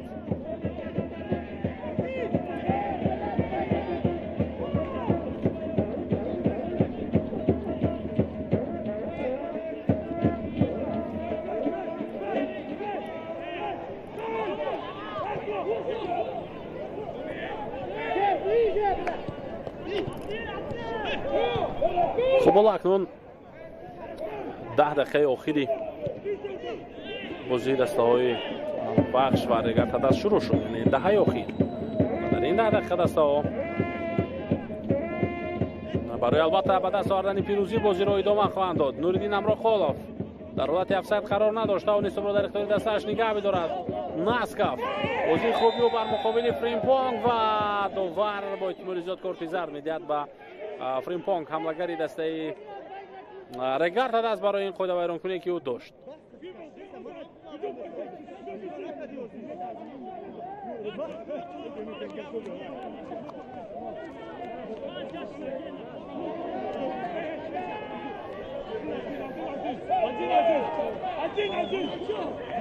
تغییرات ها اکنون در رایت هر دو دسته اینجا انجام داده می شوند. اولا در رایت دسته بخش بازیگر تحت شماره 22 سنت‌الله عزیزов به میدان می آید. او به جای محمد جان ناسکاف بازی رو ادامه خواهد داد و در رایت دسته رگارت دست بازیگر شماره 11 فریدون دولتov از میدان گرفته می شود و همچنین سمندر قدیرov، شرفجان صالحov به میدان می آیند از هیئت احتیاطی و همزمان عبدالله شریفov تحت رقم 18. صالحov می تواند در خط هجومی دسته رگارت دست البته رفت بازی رو اندک بازیتر و بهتر کند. خب سنت‌الله عزیزov به جای محمد جان ناسکاف به میدان آمد، به جای بازیگری که نوکک بر مقابل قاعده بازی ویران شد و حالا فتح‌الله در نزد توپ قرار دارد. فوتبال بازی دسته بخش و آمادگی میگیرد این بازیگر برای توپ را به بازی آوردن. پرتابی او با جریمه گاه امکانیت ضربه با سر و چقدر فرصتی خوب را از دست داد سرگی در همین وضعیت میتوانست که حتی گل بزند. ارسالی که فتح‌الله انجام داد خیلی موافق بود برای زدن گل. سرگی یاورسکی نه چندان ضربه خوبی و نوریدین امراخالov همزمان به توپ رسیدن نتوانست. خب سمندر قدیرov و فریدون دولتov ترک میدان کردند. شرفجان صالحov و عبدالله شریفov به میدان آمدند.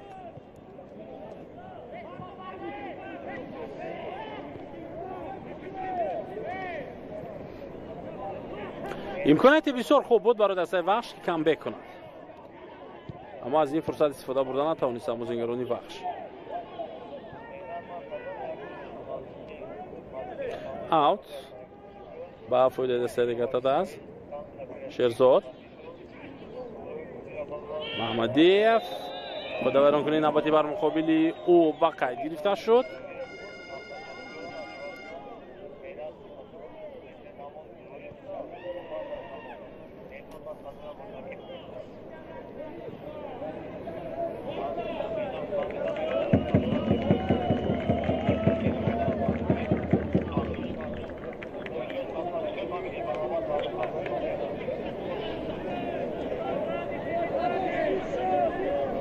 اکنون وضعیت استانداردی با فایده بازیگران رگارت دست. این همان حالت است که چند لحظه پیشتر برای بخش به میان آمده بود، اما بازیگران بخش از آن استفاده بردن نتوانسته بودند. حالا دسته رگارت دست از این حالت چگونه استفاده میبرد؟ شرفجان صالحov در نزد توپ قرار دارد.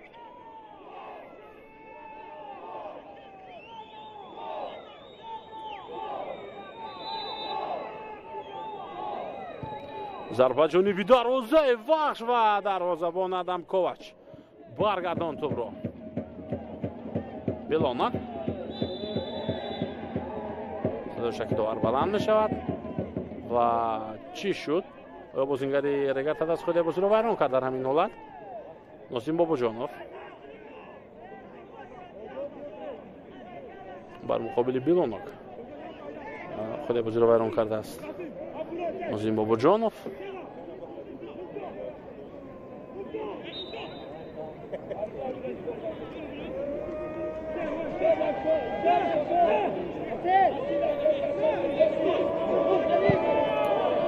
فتحالله ارسالیو از همین موقع تا ضربه میزند سرگی، اما موفق نشد در زدن ضربه. بیکتال توپ رو برگردان به اختیار بازیگران وحش و ادامه هجومی دسته وحش رو میبینیم. سنت‌الله عزیزов توپ رو از دست داد.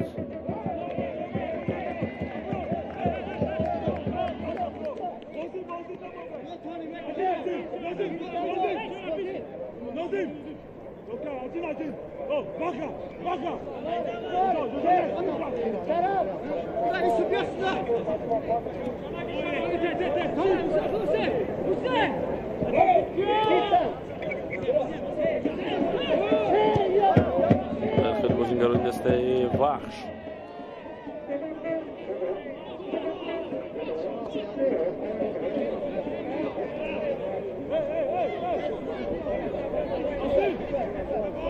فتحالله آنچه با توپ رسیدن نتوانست.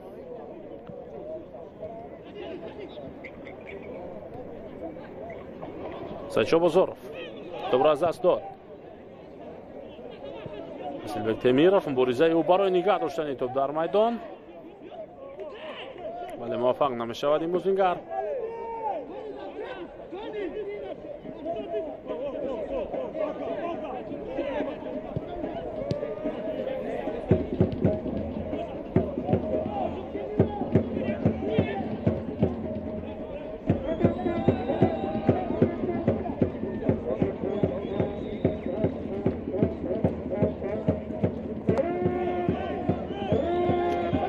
شده شمی رقابت ادامه دارد، اما دسته‌ها در قسم دوم هنوز اقدام نکردن برای زدن گل و همان حساب 1-1 که پس از قسم اول خرید گرفته شده بود خوب حساب این دیدار به حساب می رود. اسلبک تمیروف باباجانوف پارتابیو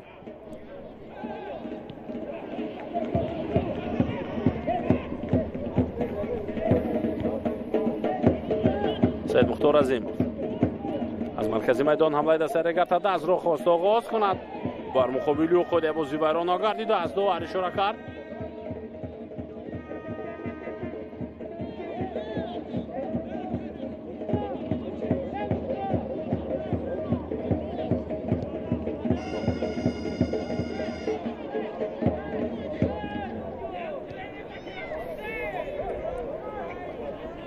شرف سالیف با آسانی توپ را از دست داد.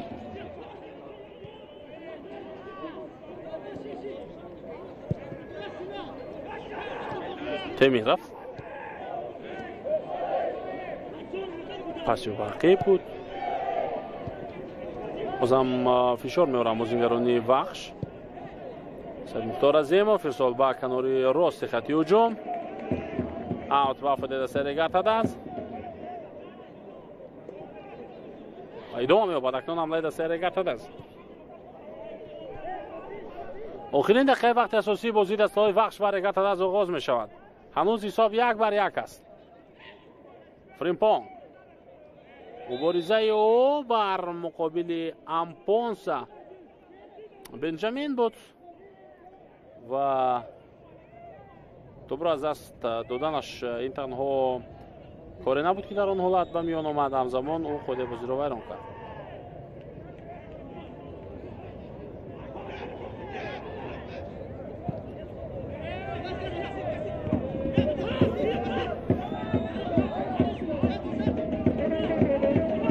عزیزov توپ را از دست داد و بازیگزاری نوبتی بازیگرانی رگرد از به نتیجه بود و اکنون وحش در هجوم قرار میگیرد. فتحالله پاسی او با بیلونک خود بازی ویران شد یا نه داور بازم بر این باور است که بیلونک ساختکاری کرد و خودش رو به زمین پرتافت 4 دقیقه اضافه شد به وقت اساسی بازی.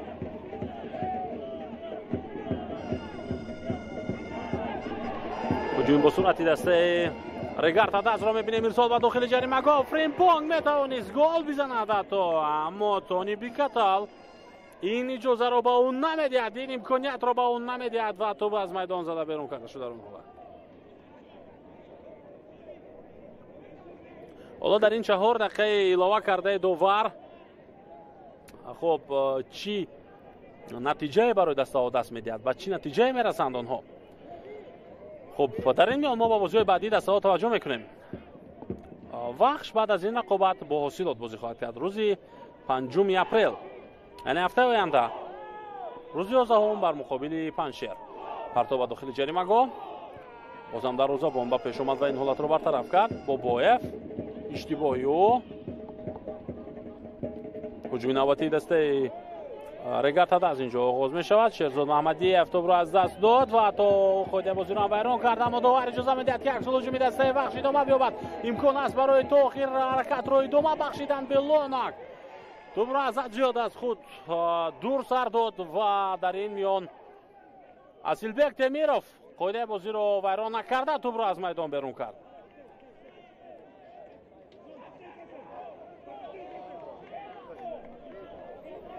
صحنه تکرار رو میبینیم. از حد زیاد توپ رو از خود دور سر داد بیلونگ و فتولایف پرتابی از کنج میدان.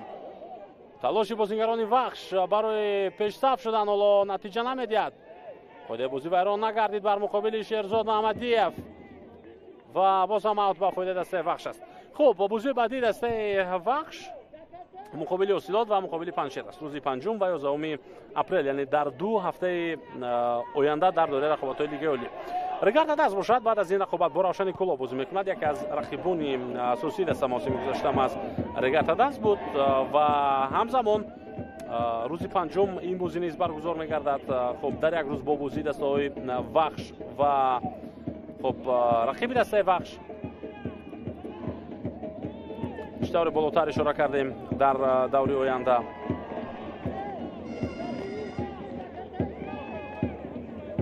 خب تیم وخش در دوره آینده بر مقابل دسته حاصلات بازی خواهد کرد و ریگارد داز بعداً با سراوشان بازی میکند و این بازی نیز در سفر برگزار خواهد شد بر مقابل دسته سراوشان. همگی 1 دقیقه دیگر است تا پایانی وقتی علاوه کرده دوور و در 1 دقیقه تلاش کدام دسته که زیادتر باشد همون دسته میتواند به نتیجه در کلی برسد. با هجوم میگذارن بازیگران دسته ریگارد داز. شیرزاد تو در میدان باقی ماند،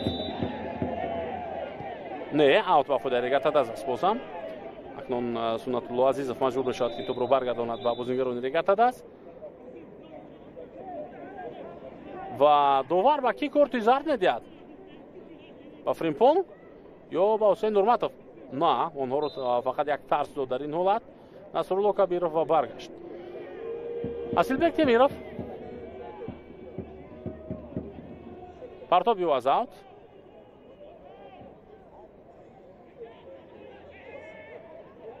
امکانیت برای اسیلبک تمیروف هست تا اینکه از اینجا توپ رو ارسال کند به جریمه گاه.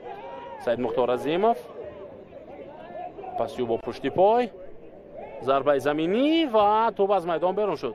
خوب صدای اشتکی داوری مرکز بلند می شود و بازی بین دسته های وخش و ریگارد داز با همین به پایان رسد با حساب 1-1 گل ها رو بابوجانوف و نوردین امراخولوف در دقیقه 7 و 27 زدند در قسم اول و با همین بازی خوب 1-1 جمع بست گردید. اکنون وخش با 7 امتیاز برابر می شود با دسته های کلوب مرکزی ورزش ارتش و هولبوک و ریگارد داز با 4 امتیاز در جای پنجم است. البته حالا نتیجه دیگر بازی ها از دیگر دسته ها باز موقع دسته ها رو میتواند تغییر بدهد. اینومیدین احمدزاد با جمع همکاران تکنیکی هم در خدمت شما بودیم. تا دیدارهای دیگر سربلند و موفق باشید. خیر.